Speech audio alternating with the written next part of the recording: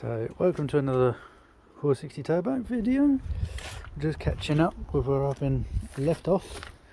This is the pile of parts on the back of the car, and we have now made it to the point where we can lift the engine out. So the downpipe is now off.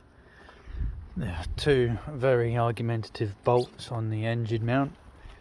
I've taken it off sort of body side, but I still need to get it off on the engine side, which I'm hoping that I can do while it's on the floor.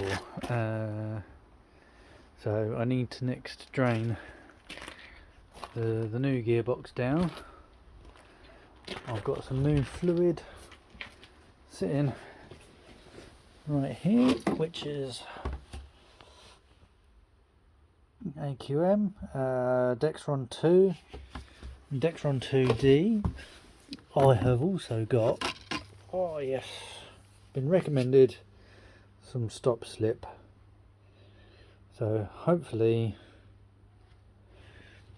that should be good in the new gearbox. Or I might even have a second bottle. I've got two bottles of this stuff now. And I've also got some radiator flush and K-seal. I need a new radiator now because I've snapped the top off anyway. So yeah, that's excellent. Right, time to tidy away all my gear now, I think.